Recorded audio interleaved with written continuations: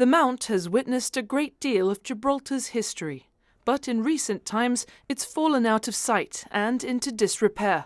No more, with works underway to bring this historic place back to life for present and future generations to enjoy.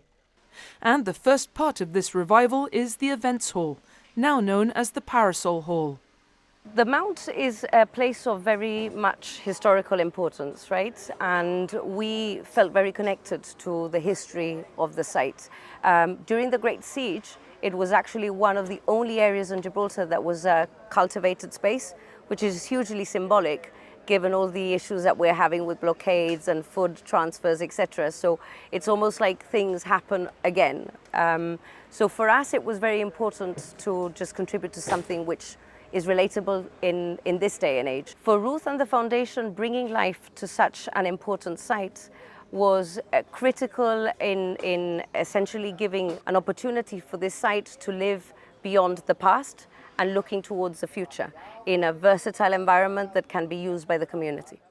The Events Hall will now be open for public use, but much of the site is still a work in progress. We joined the Governor, Lieutenant General Sir Ben Bathurst, and the Deputy Chief Minister, Joseph Garcia, on a tour of the works, led by Project Director Carl Viegas.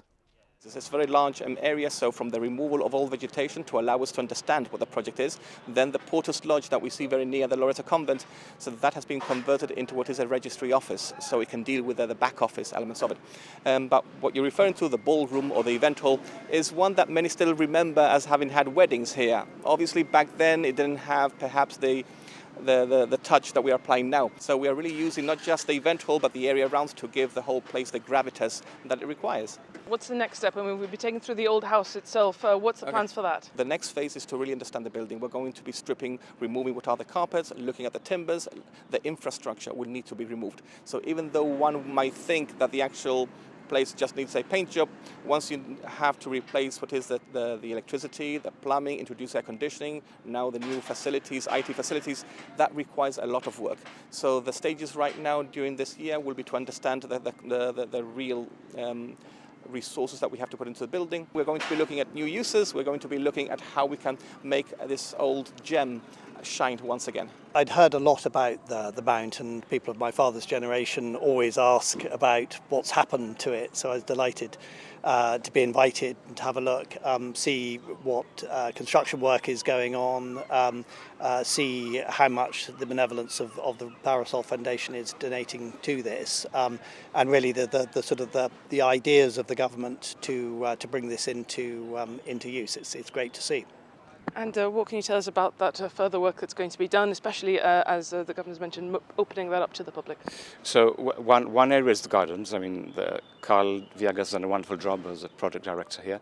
And some of the gardens have already been terraced. I remember this was a jungle, quite literally. It was paths and terrace gardens were all hidden under rubble, under trees, bushes and shrubs. Those areas have been cleared, and now you can see some wonderful terraced areas to the north of the site. Plus there's works which will be happening shortly on the tennis courts, which are on the western part of the site. So there's plenty more to be done. Much to look ahead to, both for those familiar with the Mount from years past and those who'll have the chance to discover it for the first time.